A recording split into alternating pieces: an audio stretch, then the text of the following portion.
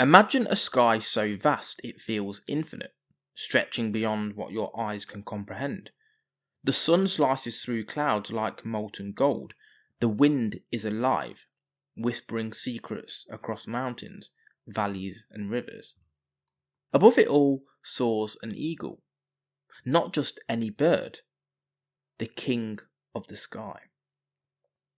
Its wings stretch wide, catching the wind with effortless grace.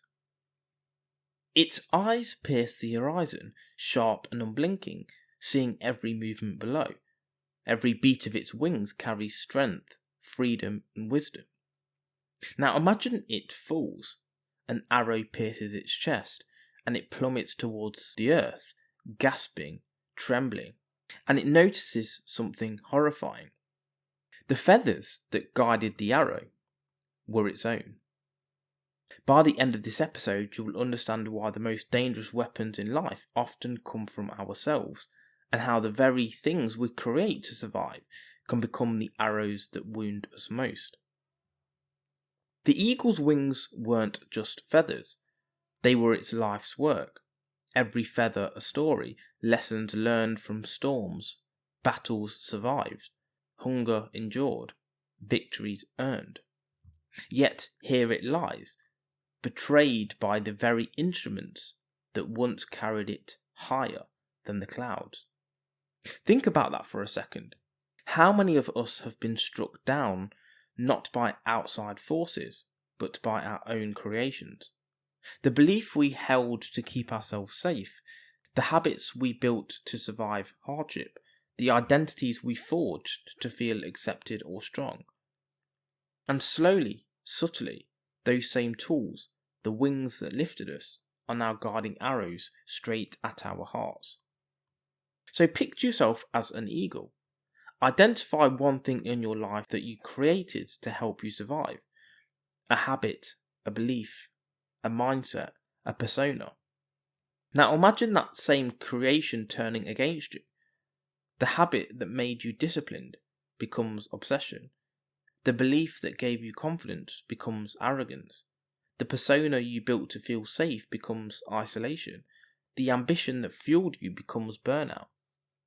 Could it be that the very thing you rely on to keep safe is the same thing that hurts you the most? So let's ground this. Picture yourself in daily life. That perfectionism that once made you rise above mediocrity now keeps you frozen, paralysed by fear of making a mistake. That independence that once gave you freedom now makes you lonely, disconnected from people who truly care.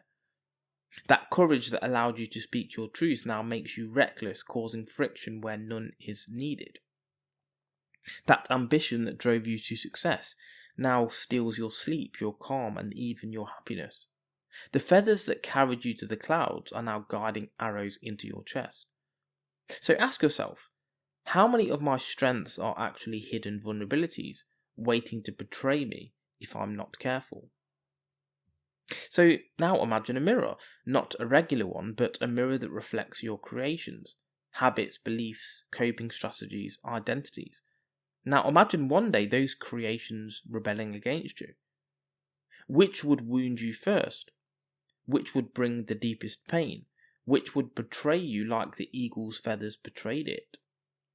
Every arrow flying towards you, every frustration, every internal struggle. Most are not external.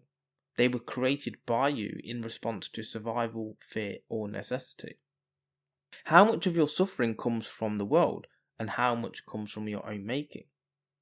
It happens because we rarely question what we create. We create habits to cope, but never evolve them.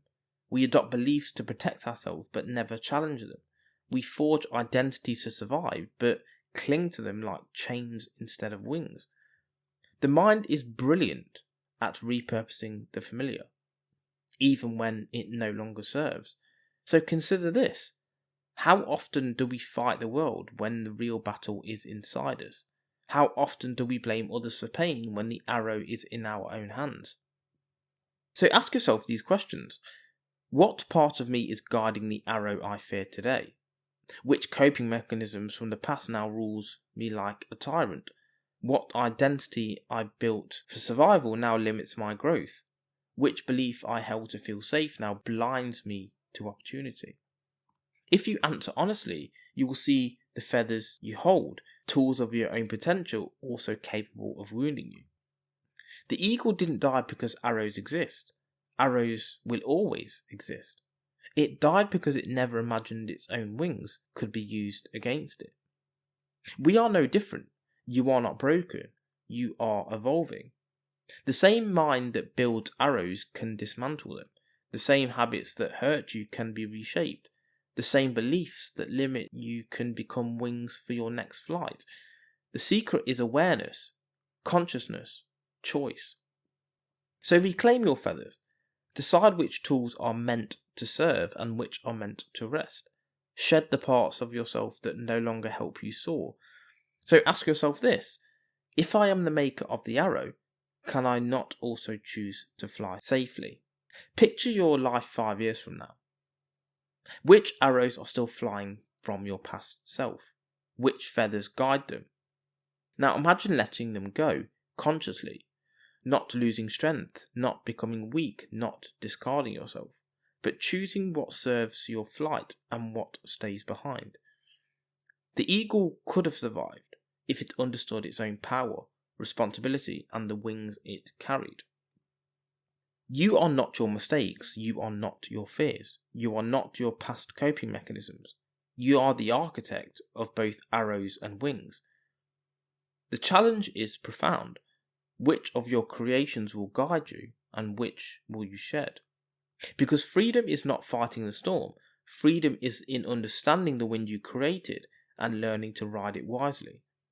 The eagle didn't die because the sky was dangerous. It died because it failed to see the weapon hidden in its own feathers. Look at your life. Look at the arrows flying towards you, and ask, which did I create? And then take the power back. Shed the feathers that no longer serve. Forge new wings and rise higher than you ever imagined.